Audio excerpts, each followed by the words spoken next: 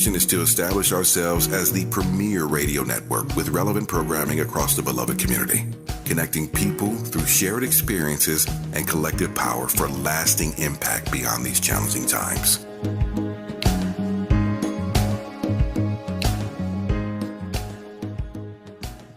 This is not a drill. 1, 2, 3, this is not a drill.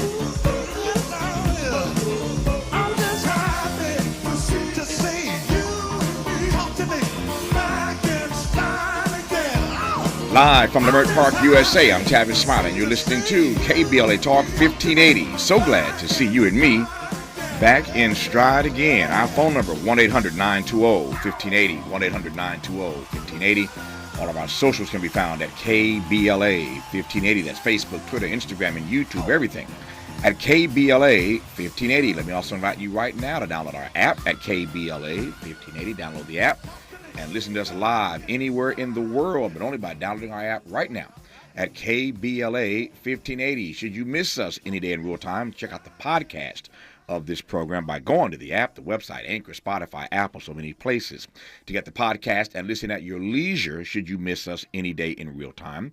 But I'm delighted to have you along live with us today for the next 3 hours. You can also watch the live stream of this program by tapping on the KBLA TV icon on our app or by going to our YouTube channel. And let me invite you to follow me on Facebook and Instagram at The Real Tavis Smiley and get Twitter updates at Tavis Smiley.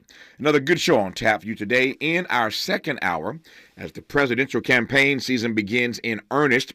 Dr. Daniel Larson will take us inside the exclusive campaign world where a privileged few shape politics for all of us.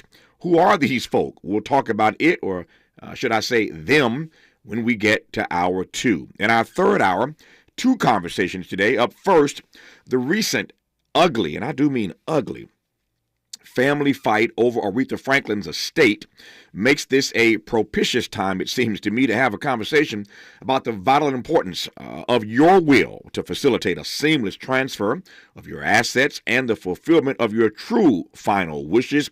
And so we'll be joined by Dr. B.J. Hawkins for a conversation about that on the top side of hour three. On the B side of hour three. Let's go, y'all! Come on, y'all! Put your hands up! Everybody stand up! Put your hands up! Come on! Hop, the hip, hip, hop, you don't stop the rock to the bang, bang, boogie. Up, jump the boogie to the rhythm of the boogie to beat. Come on! Now what you hear is not a test. We'll rap it to the beat. Come on, and me, my man, want the mic's gonna try to move your feet. On the backside of hour three today, a conversation with the DJ Kid Capri. In the final hour of today's program, as we continue to celebrate 50 years of hip-hop, Kid Capri joins us today on the B-side of hour three. But we commence today's program with this. I stand here before you not as a prophet, but as a humble servant of you, the people.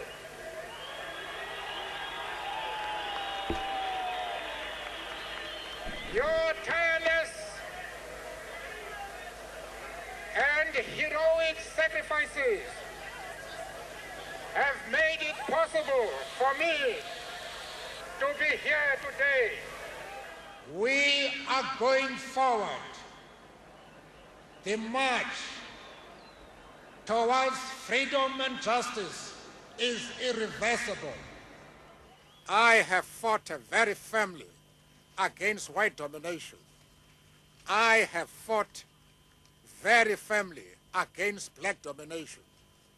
I cherish the ideal of a new South Africa where all South Africans are equal.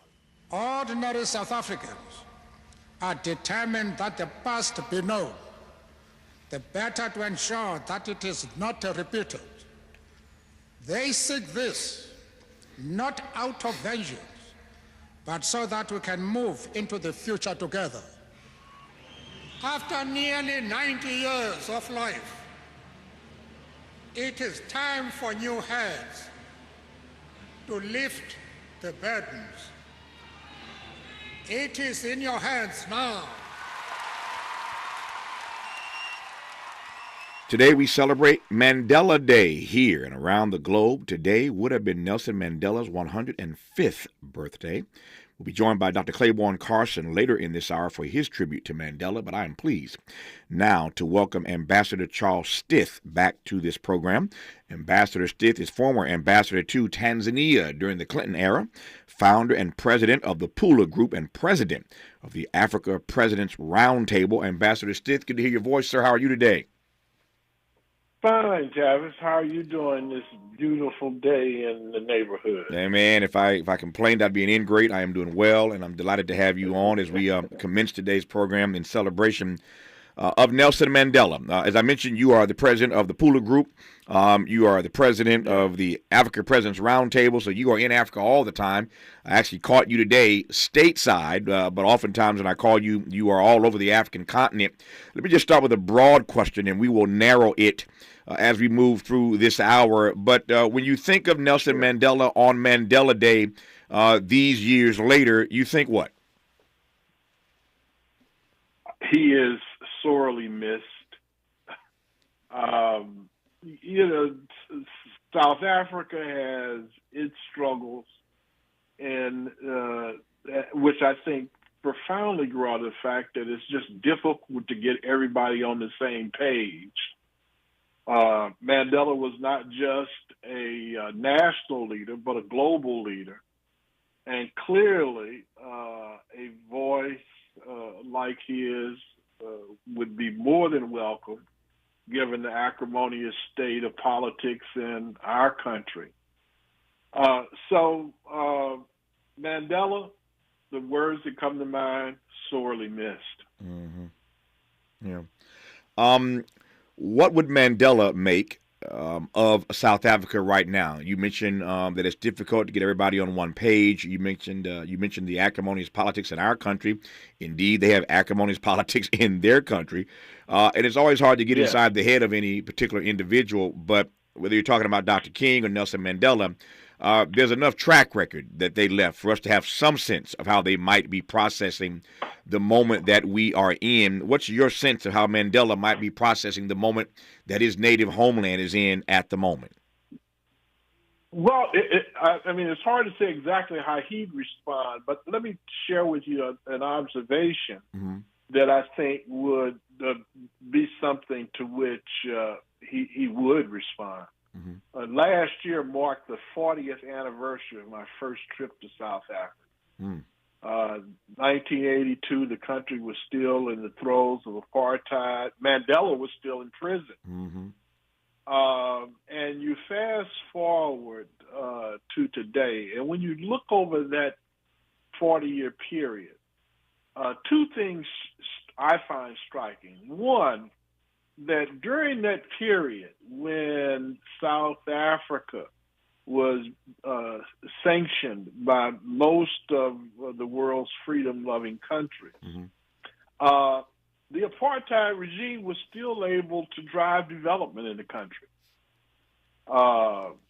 And when you look at the first election, the truly democratic election of South Africa in 94, from 1994 to 2004, during the Mandela and Mbeki era, the country experienced phenomenal growth and a period of unprecedented inclusiveness. Mm-hmm. So there's clearly talent and intelligence in the white community, in the black and colored South African communities. There's enough to get the country beyond its current travails. And the fact that that intelligence and capacity is not being harnessed is something that I think Mandela would speak to. And again, when I use the term sorely missed, I think he's one of the politicians, maybe the only politician in South Africa who would have the capacity to pull everybody back to the table and say, come on, guys, let's figure this out. Hmm.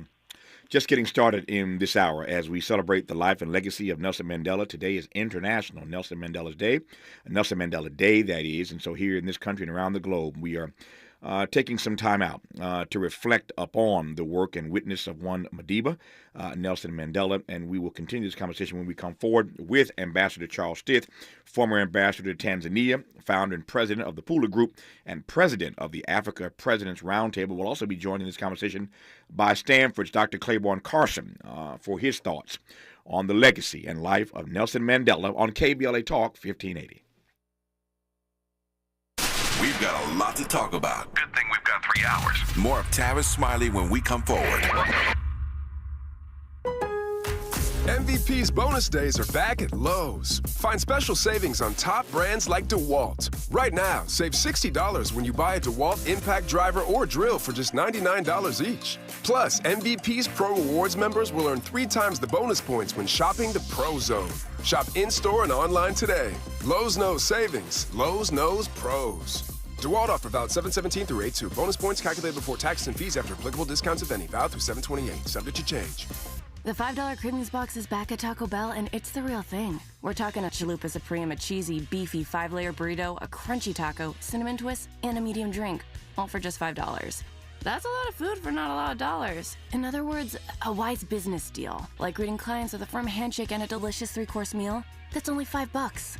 Order your $5 Cravings Box on the Taco Bell app today. At limited participating U.S. Taco Bell locations for a limited time only while supplies last. Contact local store for price and participation which vary. Drinks exclude freezes. Price excludes tax. To boldly go where no man has gone before. Boldly taking talk radio where it has never gone before.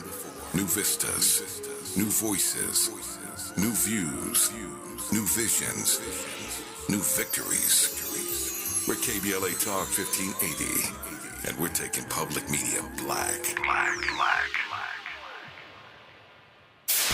KBLA Talk 1580. We've got a lot to talk about. KBLA Talk 1580 joins you in standing for voting rights. When We All Vote is a leading national nonpartisan initiative on a mission to change the culture around voting and to increase participation in each and every election by helping to close the race and age gap. Created by Michelle Obama, When We All Vote brings together individuals, institutions, brands, and organizations to register new voters across the country and advance civic education for the entire family and voters of every age to build an informed and engaged electorate for today and generations to come.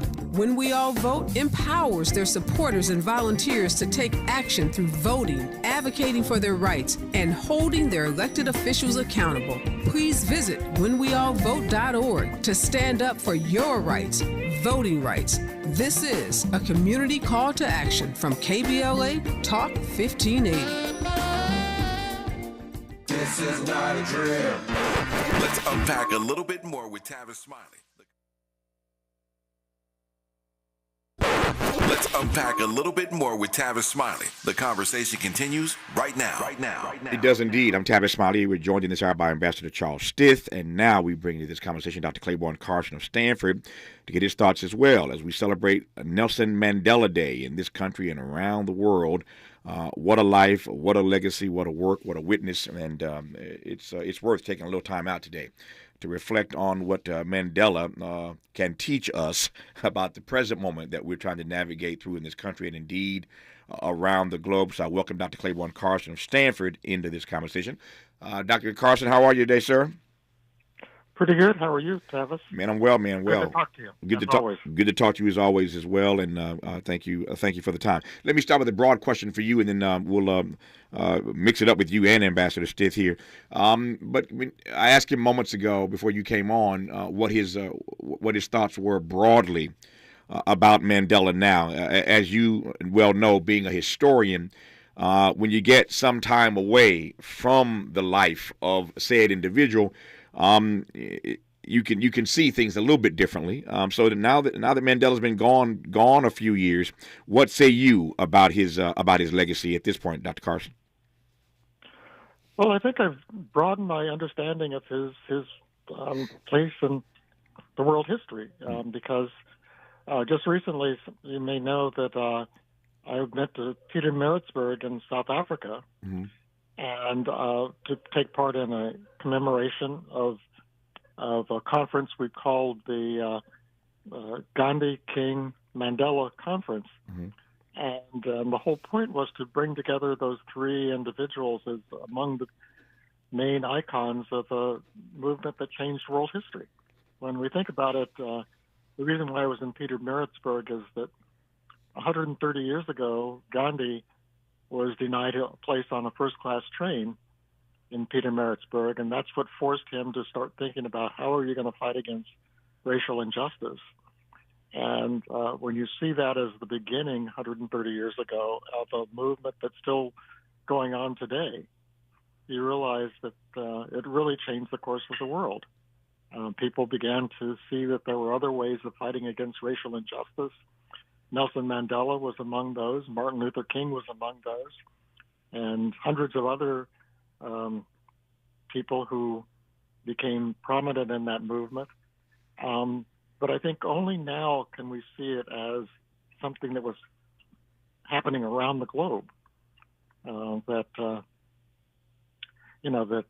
at the same time Gandhi was denied his place on a first-class train, Homer Plessy in Louisiana, a black American, was denied his place on a first-class train, and that changed the course of U.S. history. Mm-hmm. So you begin to see the parallels and what's going on in all of these different countries, and so I feel like that was a wonderful way. It was almost a point in my career where I could see more clearly from the perspective of the present how far we've come in the world. Let me ask you, and for those who may not know this, I think our audience knows not just Ambassador Stith, but Dr. Claiborne Carson as well. Dr. Carson was the person selected by Coretta Scott King to be in charge of the King Papers, and for decades he was the person that brought us these volumes of texts that really sort of dissected all of King's works and writings, and so he will be forever known and regarded and respected and beloved as the person that, again, Coretta Scott King personally chose to be in charge of the King Papers, and he headed that project for years at Stanford, now doing some other work we'll talk about a little bit later in this hour. But I wanted to get his perspective on it because when you talk about Mandela, King certainly comes up, and Gandhi comes up as well, as you've heard moments ago from Dr. Carson. But let me ask you, before I get back to Ambassador Stith here, let me ask you, Professor Carson, to your point about the fact that Mandela changed world history.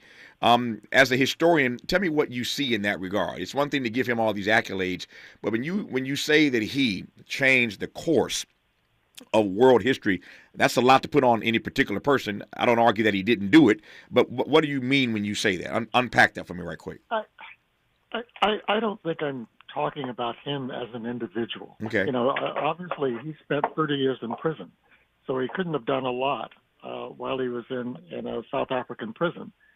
And the same could be said about Martin Luther King.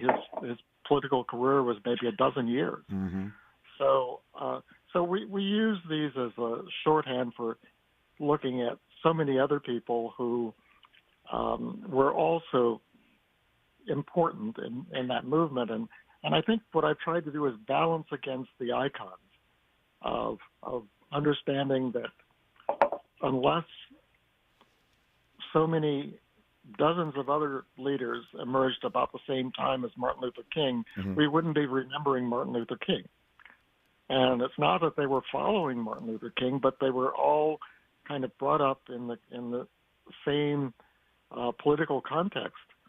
And I admire all of them. And I think in some ways, I was at the March on Washington in 1963, but what brought me there was Stokely Carmichael. It was not Martin Luther King. So each of us come at it from a different perspective, and you just have to recognize that Martin Luther King, he gave the memorable speech of that march, and it was not accidental. He was brought up to be a great preacher. Yeah. And that gave him a real advantage over everybody else. Yeah. I love the story. I've heard it more than once. I know Dr. Carson and have known him for years. We've been friends for a long time. And I always get tickled at the fact that he is so honest and so transparent about saying that he loved King's speech, but it was Stokely that actually got him there. And that's another story for another time. Let me spend these next 5 or 6 minutes, if I can, mostly with Ambassador Stith, because I'm going to lose him at the bottom of the hour. And we'll keep, of course, Dr. Carson for the rest of the hour. So, Ambassador Stith, let me come back to you. And let me ask you a strange question. You and I have had many conversations during the course of our friendship. I've never asked you this, but something that Dr. Carson said moments ago makes me think of this. Have there been, again, it's a strange question, but if anybody can handle it, you can. Have there been downsides in South Africa to Nelson Mandela's iconography?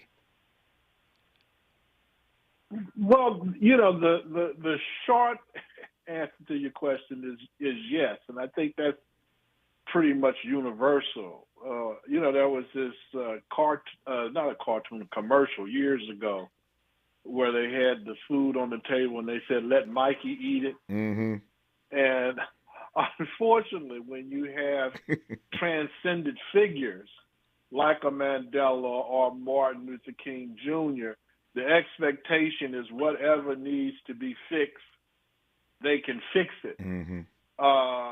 And in this sense, I agree with the great doctor that anytime you look at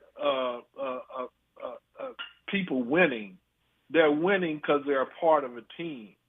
Even if you can't see the team, if they're winning, they're a part of a team. And so, I think that what we saw in terms of the transition in the United States, what we saw in terms of the transition in South Africa, Martin and Mandela were seminal figures. There were a bunch of other people involved in driving that change. Having said that, as I said, I mean, there's a tendency to use them as the only reference point, or to heap upon them all of the responsibility for getting us to where we need to go. But one of the things that you and I talked about was Martin's last speech in Memphis. I may not get to the promised land with you, but I believe that we as a people will get there. So there's it's kind of self-recognition that there were going to need to be others, to carry forward the mantle. And in Mandela's case, his committing to giving up the presidency after one term was an acknowledgement that there were going to have to be others to carry the ball forward. The last point I would make is that some of the criticism that Mandela is receiving now, that he didn't fix everything, particularly the economy, shows that blacks had a proportionate share in the GDP of the country. I would argue is a little unfair, and for a couple of reasons. One that I've already stated. While we might have expected a Mandela or Martin to get everything done, the job was too big. It was too monumental. It was too historically rooted to be turned around during the leadership tenure of one man. And so we've got a responsibility to pick up the mantle and carry forward. And, I think both Mandela and Martin would strongly encourage us to do what we need to do in this moment to make the change that the moment requires. I'll leave it there. I thank you, Ambassador Stith, for your time. Ambassador Charles Stith, former ambassador to Tanzania during the Clinton era, president and founder of the Pula Group, and president of the Africa Presidents Roundtable, which keeps him on the African continent all the time.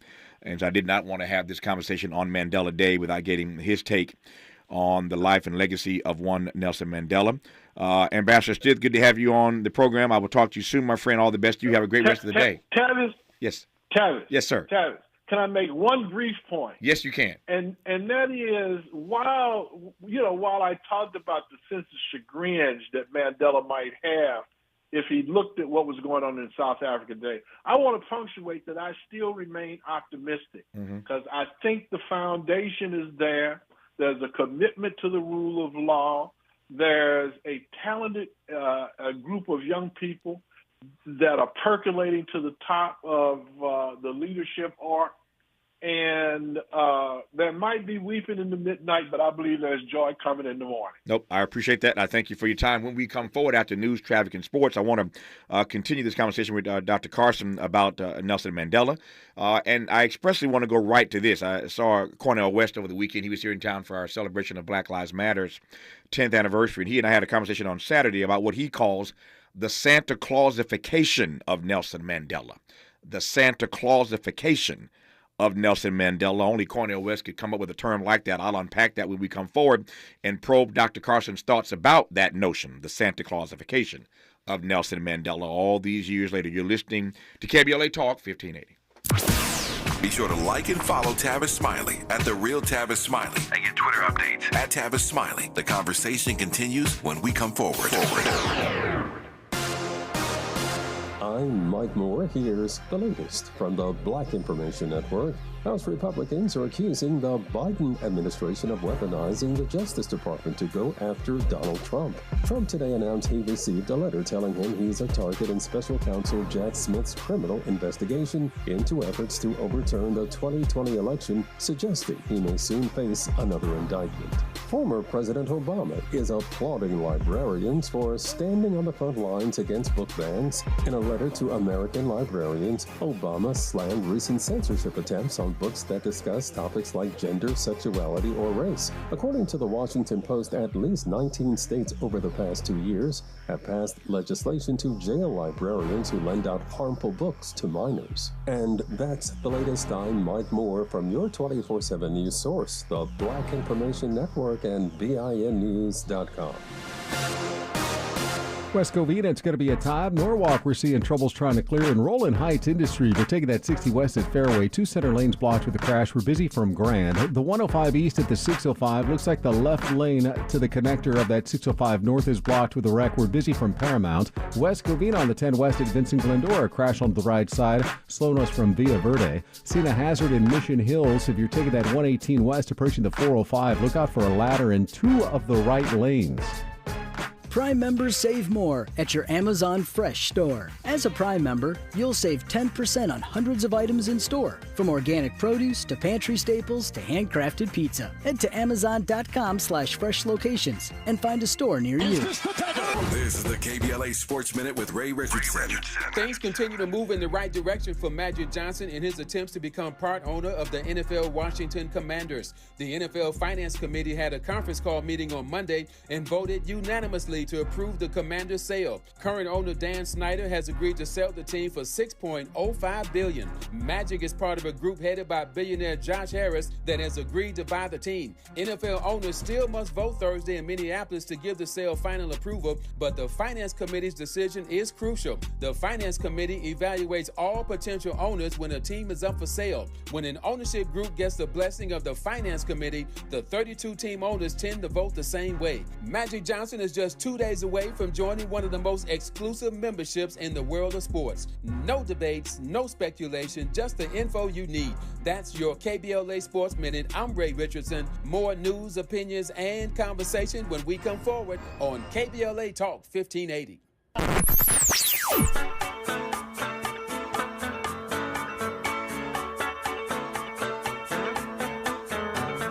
This is KBLA Talk 1580. Talk radio that's music to your ears. We're unapologetically progressive. KBLA Talk 1580. At Grainger, we're for the ones who pay attention to every little detail.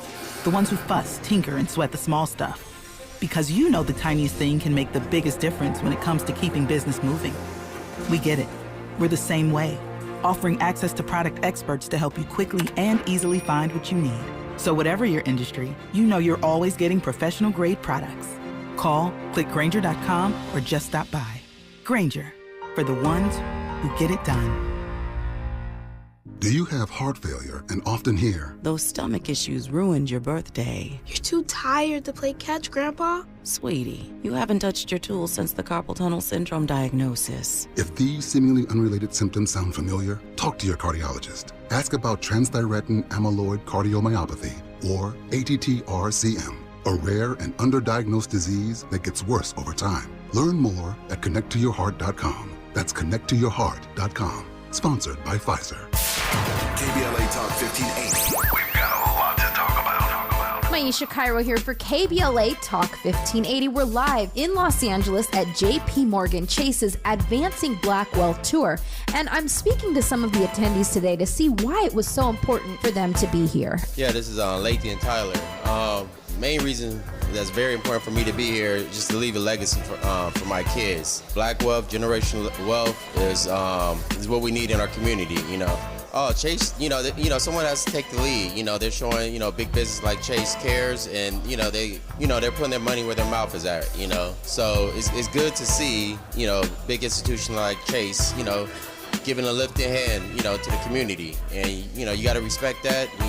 It makes me want to bank with Chase, and give them another look. If I go to another institution, I actually see what Chase is doing for the community. That's right, Chase is doing their part to help advance Black wealth. For more money support, tune in every day from 12 to 2 to KBLA Talk 1580's Midday Money Chain, right here. This is KBLA Talk 1580, where everybody is somebody and nobody is a stranger. You belong here. Continuing our conversation now on Nelson Mandela Day with Dr. Claiborne Carson of Stanford, as we take a look back on the life and rich legacy of this iconic world figure and what we can take away from his time on Earth. So much, I think, can be gleaned in this present moment, certainly from all that Mandela was able to accomplish. His courage, his conviction, his commitment, his character are things that we can draw upon, it seems to me, in a moment such as this. Dr. Carson, I said before News, Traffic, and Sports that I saw your friend and my friend Cornell West over the weekend. We spent some time together, and we got into a conversation knowing that we were on the eve of Mandela Day.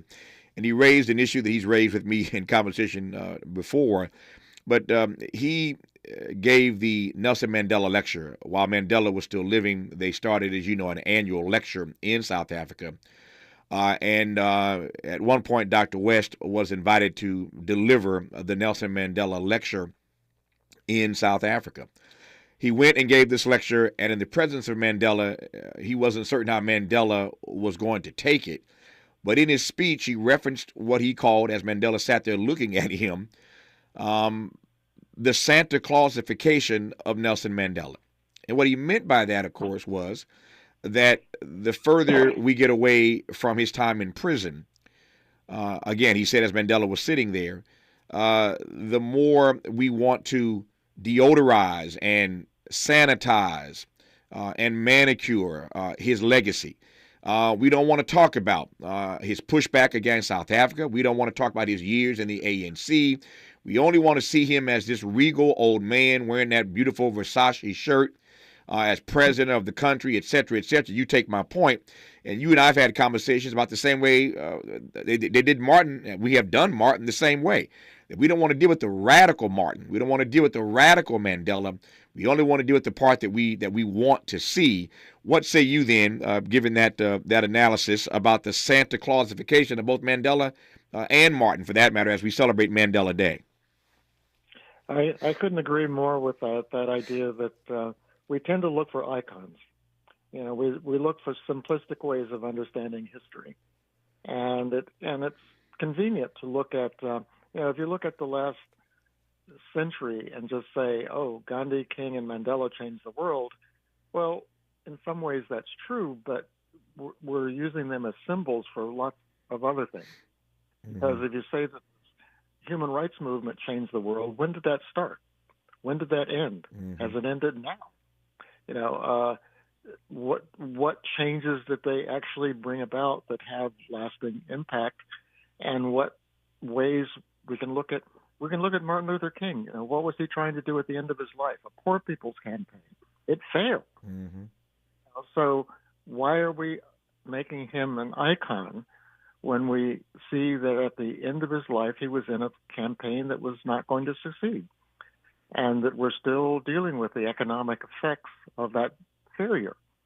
So we have to look more deeply into history and understand that it's a symbolic way of looking at a struggle. Mm-hmm. There would be no Martin Luther King without Coretta Scott King.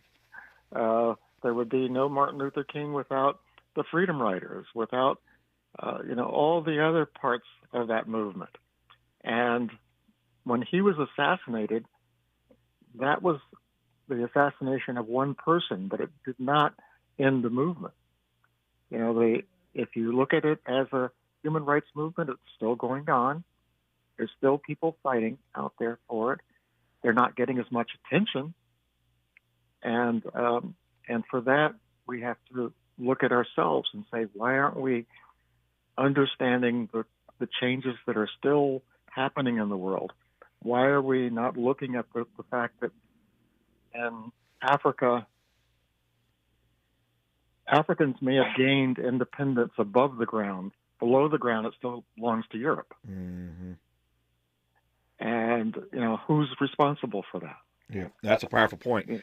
That they're free above ground, but not underneath it. I take it that's a serious frame that we could wrestle with for quite a while if we had the time. Let me go back to this notion of Mandela being Santa Clausified, as Cornel West put it, because I'm curious as to why you think that is. You said a moment ago that we look for icons, and I get that.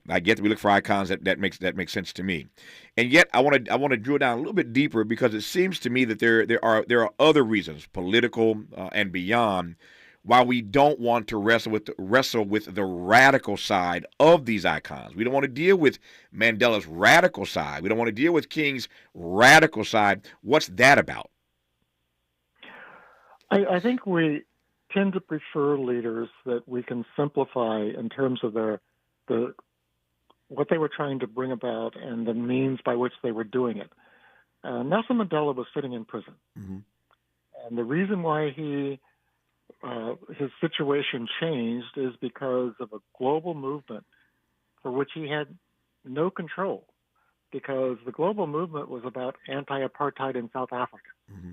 That movement was being led by countries outside of South Africa, and that eventually succeeded. And one of the reasons why it succeeded is in the United States, this country began to boycott South Africa mm-hmm. economically, and other countries made that same decision to pull their money out of South Africa because they did not have confidence that South Africa could be sustained. So that's what brought about change. And then they had to decide, who is going to lead this new country called independent South Africa without apartheid. And the South African government was among those who made that decision, that Nelson Mandela was a suitable person, in part because they understood that this person had changed and was among the various leaders of the ANC. He was the one who was deemed most likely to bring the country together again. And that was a decision that he had very little control over, but he benefited from, so that there was a decision that Nelson Mandela would be freed from prison. And that could not have happened without the South African apartheid government making that decision. And we have to recognize that. And it's not something to downplay Nelson Mandela. Mm-hmm. He is a complex, very brave figure, and someone who is singular in the sense that who else could they have chosen? Yeah. You know, they couldn't choose a new white president of South Africa. They had to choose a black president of South Africa. So who had the moral stature that matched Mandela? Yeah. There's no question and, that no question I think that was important. Yeah, no question. I'm sorry, I didn't mean to cut you off. No question that Mandela was the person, the best person at that moment. But as Ambassador Stith said earlier in this conversation, it was a beautiful thing that Mandela realized that one term was enough, and that there had to be a continuity of black South African leaders. And of course, Thabo Mbeki was up first behind him. But it was a powerful thing that Mandela didn't let that go to his head, and he understood that after one term it was time for him to step away and build and grow and open up the doors for other black leaders in that country to take the reins of that government. When we come forward, given what you just laid out, and we know the story, of course, but it's remarkable even to me all these years later. And I met Mandela a couple of times, and again, just humbled in his presence, but remarkable to me where he started and how he ends up as the president of that country. Just a remarkable journey that's undeniable. I want to get you to compare and contrast the journey that Martin was on and the journey that Mandela was on, since you raised the name of Martin earlier in this conversation. Before I do that, though, let me just mention the name of Randall Robinson. You mentioned this country and our boycotting South Africa, and there are other countries that did the same. But it really was the pressure that the U.S. brought to bear that put pressure on that South African government. There are two names I want to raise, and if you don't know these names, Google them and read about them. Randall Robinson just passed away here not too long ago. We did a wonderful tribute to Randall, who I knew well. And Randall was leading an organization called Trans-Africa. And when Mandela got out of prison and came to this country, Mandela said publicly that there's no way he would have been freed had it not been for the work and witness of one Randall Robinson. And so I want to just acknowledge Randall in this moment. And Leon Sullivan, another name you should look up, Reverend Leon Sullivan. Those Sullivan principles are really, really key in addressing the issue of apartheid in South Africa. So two names, if you've never heard or don't know, that you should Google and read about: Leon Sullivan and Randall Robinson. I feel honored to have known both of them, as I am honored to know Dr. Claiborne Carson, who we'll talk more with when we come forward on KBLA Talk 1580. KBLA Talk 1580 is an intervention. When we come forward, includes you. KBLA Talk 1580, turning pain into power. What's up, LA? The Reparationist community got something real special going down in historic Leimert Park. August 12th, 2023. This event is sponsored by Reparations United and Black Pact, fighting for justice and empowering our community. Together, we can make moves. We have an insane lineup for y'all. The sultry Rotimi, the king of LA, The Game, smooth Eric Benet, and none other than the powerful sounds of blackness. Also, we have some special guests in the house. Congresswoman Sheila Jackson Lee, State Senator Stephen Bradford, LA's beloved Councilwoman Heather Hutt, and many more. They're bringing their passion and leadership to the stage. Mark your calendars, August 12th, 2023, Leimert Park. Let's come together, support each other, and make a difference. Peace, love, and reparations benefit concert and unity rally. Be there or be left out. Produced by Tara Perry of Black Pact and Cam Howard of Reparations United. We've got a lot to talk about. Hi, I'm Zoe Williams, a.k.a. the Voice of Reason, encouraging you to join me weekdays from 7 to 9 p.m. for the world's most intriguing relationship radio roundtable. Every night, I facilitate and encourage our loyal listeners to participate in the most engaging relationship discussions you'll hear anywhere. So make it a point to rendezvous with me, Zoe Williams, the Voice of Reason, Monday through Friday, 7 to 9 p.m. Pacific Standard Time. Trust me, your relationships will never be the same. The VOR is on fire tonight. Unapologetically progressive. KBLA Talk 1580. We've got your black. To my hometown, my community. Some of you have known me my whole life. Do you notice anything different about the kids in the neighborhood? Ever paid attention? You might start with gifts, money, attention. These are signs. Child trafficking is happening right here in this town. So don't just watch through the window. Pay attention. Because the more we know, the more we'll all know to say no. Learn the signs to look for and how to help at no-to-say-no.com. Conversations that matter.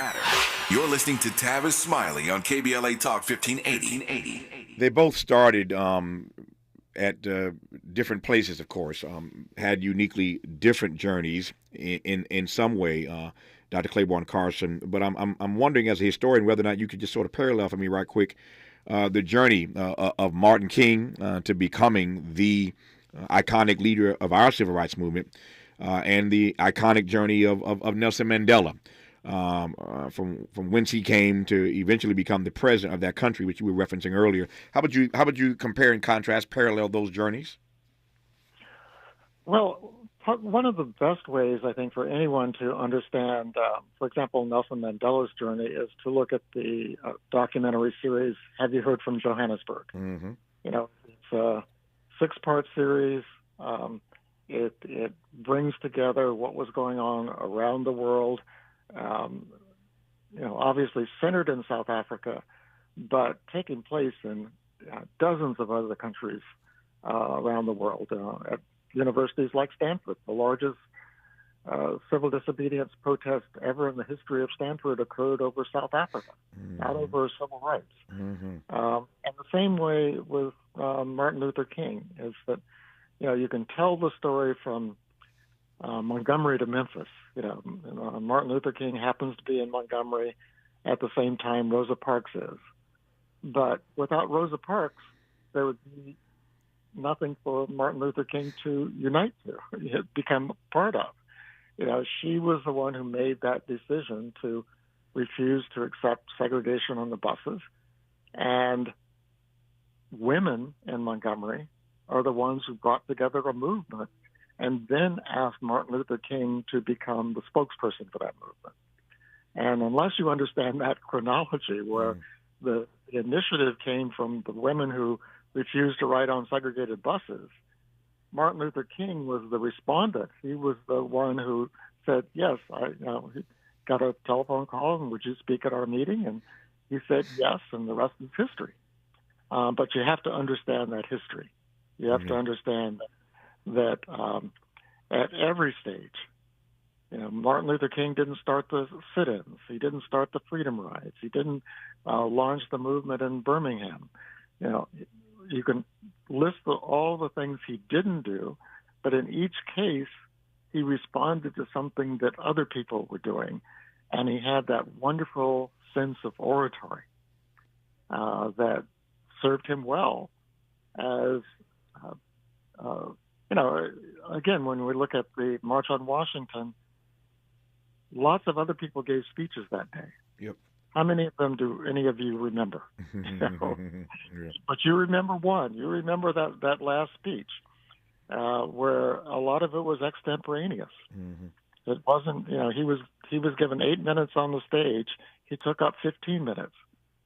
And that extra 7 minutes was the difference between a good speech and a great speech. Yeah. And that was his talent, was to be able to capture a moment. And to, his great speech in Memphis is another example of that. It was remarkable that he even got there. Yeah. It was a stormy night. He was not feeling well, but once he got on that stage, something happened, and we are the beneficiaries of that. We are indeed. We are celebrating Nelson Mandela Day, but you can't talk about Mandela without mentioning the names, as Dr. Carson did earlier in this conversation, Gandhi and King. Three persons who changed the world, but we celebrate today the life and legacy of Nelson Mandela. Our remaining thoughts about Mandela when we come forward on KBLA Talk 1580. A safe place to go loud. A great place for progressive politics. KBLA Talk 1580. Attention boss ladies, it's time to refresh, restore, and renew. Announcing the Restored Leadership Brunch and Wellness Summit, Saturday, July 22nd at Levels in downtown Los Angeles. Enjoy delicious brunch and refreshing mimosas while networking with other boss ladies. Meet representatives from Nike, Puma, and the Los Angeles Lakers, and prepare to unlock your inner CEO with the amazing Dr. Karen, founder of the MK Circle CEO Institute. Sis, it's hard to prioritize yourself. That's why the Vermont Slauson Economic Development Corporation created the Restored Leadership Brunch and Wellness Summit. Connect, discover, refuel, and realign. Save your seat now at restoredevents.com. This is an exclusive event and seats will fill up fast. That's Saturday, July 22nd at 12 noon at Levels Downtown, located at 888 South Olive Street. Register now at restoredevents.com. KBLA Talk 1580. We've got a lot to talk about. KBLA Talk 1580 joins you in standing for voting rights. When We All Vote is a leading national nonpartisan initiative on a mission to change the culture around voting and to increase participation in each and every election by helping to close the race and age gap. Created by Michelle Obama, When We All Vote brings together individuals, institutions, brands, and organizations to register new voters across the country and advance civic education for the entire family and voters of every age to build an informed and engaged electorate for today and generations to come. When We All Vote empowers their supporters and volunteers to take action through voting, advocating for their rights, and holding their elected officials accountable. Please visit whenweallvote.org to stand up for your rights, voting rights. This is a community call to action from KBLA Talk 1580. Meet Joe A, Joe B, and Joe C. What's up? 3 everyday Joes perfecting their banking with Chase. Joe A is locking his lost debit card with the Chase mobile app. Joe B is cruising toward his new ride with AutoSave. And Joe C's Chase banker is helping him budget to go back to school. Tools that help protect. Support for what's next. One bank that puts you in control. Visit chase.com/checking. Chase. Make more of what's yours. Chase mobile app is available for select mobile devices. Messaging and data rates may apply. JP Morgan Chase Bank, N.A. member FDIC. Interrogating your assumptions and expanding your inventory of ideas. Let's get back to Tavis Smiley on KBLA Talk 1580. Dr. Carson, I want to close in these last 3.5-4 minutes with this. Ambassador Stith had his opportunity earlier to say, as he did, that he's concerned and worried about some of the criticism that Mandela is getting all these years later vis-a-vis the economy in South Africa. That's the one thing he did not fix, the economy. He offered his own point of view. That's a lot to do in one presidential term, and you can't put too much on these icons, and I take that point. But it occurs to me that both Mandela and Martin, are subject to the same critique. They both succeeded at civil, C-I-V-I-L, rights for their people. Neither quite turned the corner on silver, S-I-L-V-E-R, rights for their country, for their people, rather. What do you make of that parallel? Tavis, I think that hits it right on the head in the sense that the way I look at it, the 20th century was about our civil rights, that is, our rights as citizens of a country. And they don't really have much to do with economic rights. You know, we live in a very unequal world, and we live in a world of economic inequality within our own country, and very little was done about that. Martin Luther King was concerned about it. Nelson Mandela was concerned about it, but they didn't have the power at that time, and they didn't have a movement at that time. So I think that right now we're in this transition from translate your citizenship rights? You know, what the rights you have because you have a passport to the right country, with human rights, which is the right of every human being to have a decent chance at life. And when you look around the world, you find that passports don't do that. An American passport is not the same as a passport from a small country in Africa. And that is something that we still have to deal with going into the future of how do we make the world a place where every human being has rights. Yeah. And I don't even think we speak that language right now. We still kind of speak in the language of citizenship rights. Nope, I take your point. It's a powerful point. I wish I had more time to unpack that. I got about 2 minutes left. Let me ask you this as the exit question. You know this better than anybody. The longer or the farther away we get away from Dr. King's time on earth, the more criticism, the more critique on the one hand. On the other hand, the more beloved he is. The same is true of Mandela. The longer Mandela stays in the grave, the more critique, the more criticism we're going to have of his time on earth. And so my question is, given what you've seen regarding MLK, what say you about the legacy of Mandela as we celebrate what would have been his 105th birthday today on Nelson Mandela Day? Do you think his legacy is safe into the future? I think it's safe as we can make a legacy, you know, because, you know, no, we don't, in my lifetime, we haven't experienced a leader who is 100% successful. You know, if Martin Luther King had survived his own life and was still around, and you went up and asked him today, was your life successful? You know, what answer would you get? You know, because he was, as I said, he was involved in a poor people's campaign to deal with economic issues, and that didn't go very far. And he was already had a sense that wasn't going to happen. Nelson Mandela, the same thing. I'm sure that if he had had absolute power, he might have become a dictator. But if he had had absolute power, he would have also done something more on the economic front. Nope, I take your point. But we celebrate today the life and legacy, as I said earlier, the work and witness of one Nelson Mandela on Nelson Mandela Day in this country and around the globe. Mandela would have been 105 years old today. I have a T-shirt, one of my favorite T-shirts I wear from time to time. Has a big M on the front of it, and it says Marcus, Malcolm, Mandela, Martin, and me. And so we celebrate the life of Nelson Mandela. Dr. Carson, good to have you on. We'll do it again somewhere down the road, my friend. All the best to you. Thank you for your time. Great to talk to you, Tavis. Hour 2 of Tavis, Smiley after news, traffic, and sports on KBLA Talk 1580. KBLA 1580 Santa Monica. I'm Mike Moore. Here's the latest from the